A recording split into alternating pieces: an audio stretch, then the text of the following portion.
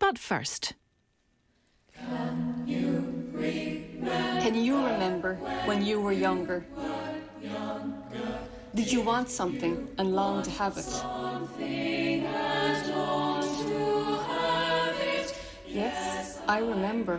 When I was 7, or maybe younger, there was this one thing, and I really, really wanted it. I wanted it so badly, like I felt like I could die for it. I felt like I badly needed it.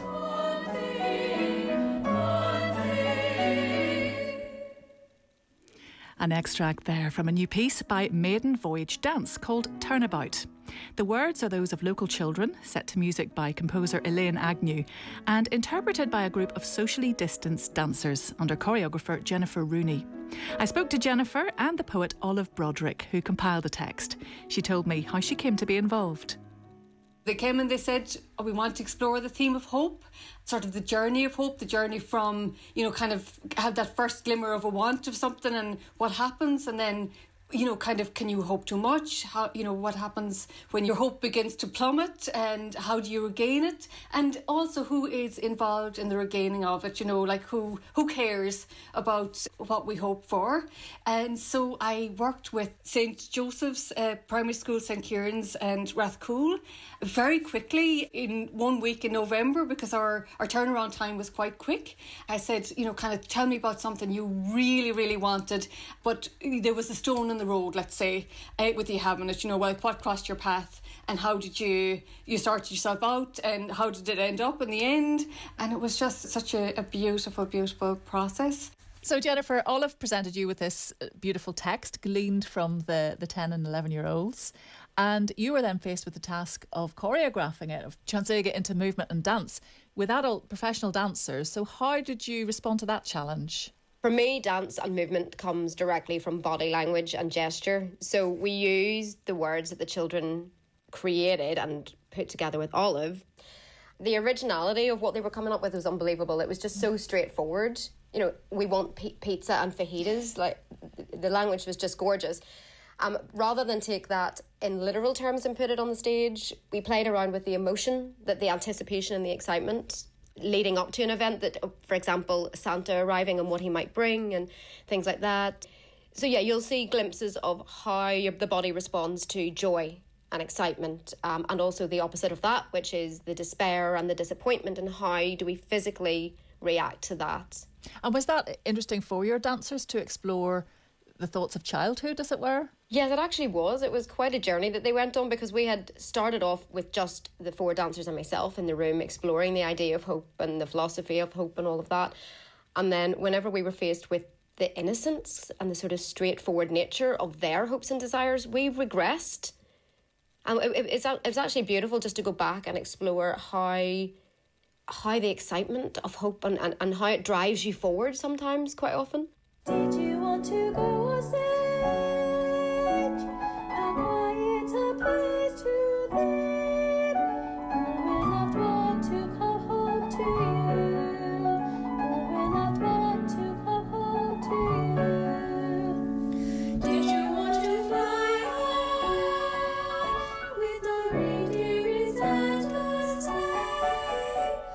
Afraid from all these restrictions? For your granddad to get well, for your granddad to get well.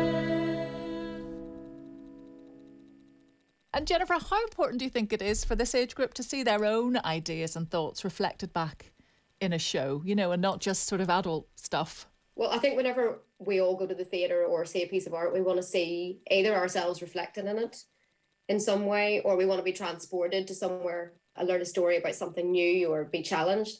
So I think to hear their words and to see a bit of themselves in this piece of art, this piece of theatre, it'll draw them in, I hope. And also for the adults looking at it, they'll relate to it as well. It just is very timely, isn't it, Olive, this idea of hope at this time when we're hopefully emerging from this terrible situation? Absolutely. I mean, it was a real gift to me personally to be working on this project. And there's a really lovely quote by Václav Havel, the difference between optimism and hope, which is hope is definitely not the same thing as optimism. It's not the conviction that something will turn out well, but the certainty that something makes sense regardless of how it turns out. And I think in the children's story that really bore out the sense that hope has a momentum and ability actually really, really in its own right, and that moving out towards it no matter what happens is so important. And I think for me, when I was writing the piece, even though the children's voices are so strong in it, and it's kind of a straightforward desire and the hope that comes in the back of it, I think it's really important for us all, because we've had so many disappointments. Continual, will we come out of lockdown? Will we come out of lockdown? Is it going to be okay? That sense of everybody holding everybody else's hope. And as Jennifer said, like, we hope that whatever you want comes to you. It comes with pizzas and fajitas with honey on it. May it come to you Like a Friday leaving school. May it come to you Like the wind in your hair. May it come to you Like pizza and fajita. May it come to you Like a fry with 1,000 pancakes. May it come to you Like a favorite ice cream. May it come to you With honey poured over it.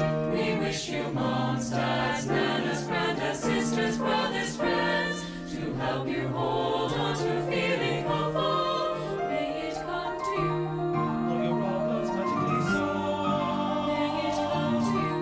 Like the virus has gone away. May it come to you. Like nothing is going to never happen again. Happen again.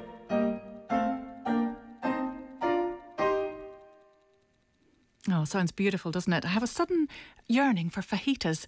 The Belfast Philharmonic Youth and Chamber Choirs there with pianist Gail Evans performing Turnabout by Maiden Voyage Dance.